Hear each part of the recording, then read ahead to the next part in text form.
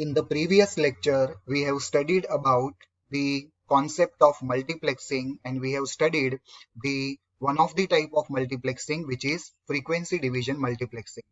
Now in this lecture, we will understand the concept of time division multiplexing along with its type. So in the time division multiplexing, all the signals are going to operate with the same frequency but at the different time. And the time division multiplexing is a baseband transmission system, and this comes under the category of digital multiplexing techniques. And as compared to frequency division multiplexing, the time division multiplexing, all the channels are operating onto the same frequency, but they will be separated in terms of time. And how it is separated? So at the transmitter side, there will be a electronic commutator, which is also called a sampler, which is sequentially going to sample the data source, and it is going to combine them to form a composite baseband signal, which is going to travel through a medium, and it is demultiplexed at the receiver. So since it is time division multiplexing, the signals will be separated in terms of time. So at the transmitter side, there will be a sampler, which is also called as electronic commutator, which is going to sequentially sample the data which is coming from different source. And then it is going to combine this data, which will form a composite baseband signal, and then it will travel to a common medium, and the signal is demultiplexed at the receiver. So the incoming data from each source is buffered, and each buffer is a 1 bit or 1 character in a length. So data which is coming from the source has to be given to a buffer. The buffer will be storing that data maybe in the form of single bit or maybe in the form of more bit, which forms 1 character. And these buffers are scanned sequentially to form a composite data stream. The scanning operation in the buffer should be, the scanning operation in the TDM should be rapid so that each buffer is emptied before more data can arrive. So data from the stations or sources are given to a buffer, and then buffer will be storing that data, and the sampler is going to scan this buffer at a faster rate, and then the data will be taken. So this is the process of time division multiplexing. These are the 4 stations which are giving the data, and then you can see the data are now separated in terms of time utilizing common frequency. So this particular yellow color is called as one frame, which consists of data from station 1, station 2, station 3, station 4. There will be another frame which will be again containing data from station 1, 2, 3, 4, and so on. So the combination of this particular data which is coming, that is called as frame, and at the demultiplexer there will be a separation of this. So this is another diagram of the time division multiplexing, wherein the frame is shown, data is S1, S2, so on, Sn minus 1, Sn in the one frame and another frame, and n time slots will be there in each frame depending on how many working stations are there at the input side. So the composite data rate must be at least equal to sum of the individual data rate, and the composite signal can be transmitted directly or sometimes it is transmitted through a modem. Now the composite signal has some dead space in between the successive sample, and therefore, and in case of TDM, one synchronizing pulse is sent in each cycle, because you can see in the TDM, the data which is coming from the source is divided into different frames, and therefore there should be a synchronizing pulse sent in every cycle so that a data at the receiver will be recovered.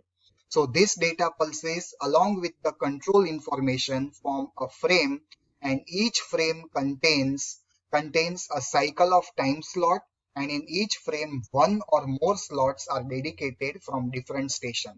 So you can see one frame consists of the data coming from station 1, station 2, station 3, and so on. So a single frame contains one or more slots dedicated from different data source, which is also called as station.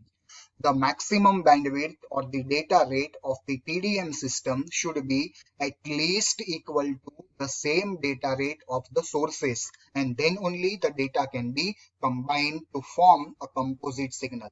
So maximum bandwidth should be equal to data rate of the sources or the station, and this is what is called as time division multiplexing or a synchronous time division multiplexing. Now, what is the meaning of synchronous TDM? So, synchronous TDM is the one in which the time slot is pre-assigned to fixed station and time slots are transmitted irrespective of whether the source is having data to send or not. So, in the synchronous TDM, each source will be assigned with a predefined time slot, and even if the source is not having any data to transmit, the empty time slot will be transmitted because a dedicated time slots are assigned to every station. And therefore what will happen? There will be a waste of channel capacity, because if the station does not have any data to transmit, then the empty time slot will be sent because it is synchronous TDM, and therefore channel capacity is wasted. So here you can see this is the synchronous TDM. Data is AAAA with station 1, BBB with station 2, CC with station 3, and D with station 4.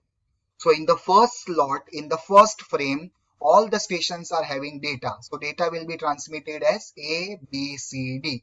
So this is first frame in which data will be A, B, C, D. Now what will happen in the second scan? Second scan, station 1 has data A, station 2 has data B, station 3 has data C, but station 4 does not have any data. So there will be empty time slot for station 4. What will happen in the third scan? Station 1 is having data A, station 2 is having data B, but station 3 and station 4 does not have any data. So in the third frame, there will be two empty time slots. So this is synchronous TDM, and you can see in each frame, the time slot are reserved for each channel, and therefore there will be waste of the time slots at the transmitter, and same way at the receiver also you can see there are empty time slots which will be received. So in the synchronous TDM, since the time slots are fixed, there is a wastage of the time slot, and therefore we are going for asynchronous, which is also called as statistical TDM, in which the synchronous TDM has a many time slots in the frame which are wasted, and therefore this method is inefficient since empty time slots are transmitted. What happens in asynchronous or statistical TDM? Dynamically it is going to allocate the time slots on demand for the separate input channel, and therefore it is going to save the channel capacity. So like synchronous TDM, in asynchronous TDM, time slots are not fixed, and it is going to allocate dynamically to each channel on demand. And when the demand will come? When the source is having some data to transmit, and then only the time slot will be assigned. So you can see here the same diagram is there for the synchronous TDM. Now what will happen is between T0 and T1, the slots are assigned to channel A and channel source. The channels are assigned. The time slots are assigned to source A and source C. In the T1 to T2, the time slots are assigned to B, C, and D. In T2 to T3, the time slots are assigned to only B and D. In T3 to T4, the time slots are assigned to A and C. Because these time slots are dynamically allocated, means these particular stations are having data only during these time slots. And therefore, you can see this particular frame is of synchronous TDM. If synchronous TDM works, then what will happen? A1 has data to transmit in the first frame, but you can see B does not have any data, so there is an empty slot. C is having a data, but D does not have any data, so there is an empty slot. So you can see in synchronous TDM, there are empty slots, but what will happen in asynchronous TDM or statistical TDM? In the frame 1, Since time slot is assigned to A and C, A1 and C1 will be transmitting data. Then in frame 2, B1 and C2 will transmit. In frame 3, D1, B2 will transmit, and so on. So you can see, as compared to synchronous TDM, there is no waste of time slot in statistical or asynchronous TDM, wherein you can see in synchronous TDM there are waste of time slot because time slots are pre-assigned to every station, and therefore asynchronous TDM is preferred. So at the input side of asynchronous, the multiplexer is going to scan the input buffer. It will collect the data until the frame is filled, and then only it is going to send the frame. At the receiving end, demultiplexer is going to receive the frame and distribute the data to appropriate buffers.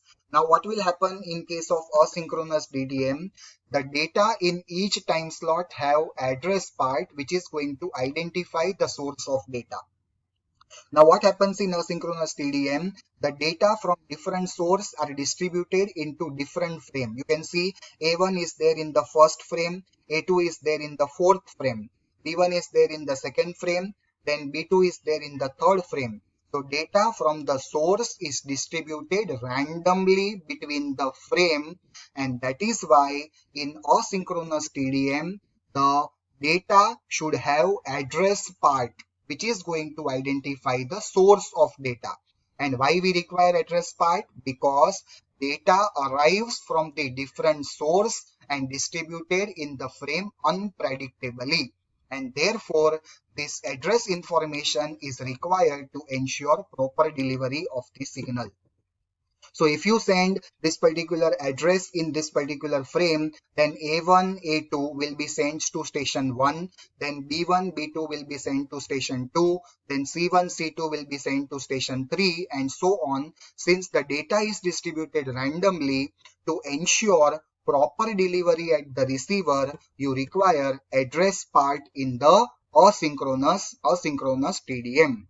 And therefore, what will happen in asynchronous TDM? There will be a overhead per slot. What is this overhead? Overhead is the address information. Why we require this address information? To ensure proper delivery of the data at proper destination. So you can see this is the format of the frame of asynchronous TDM, which contains the address as well as data.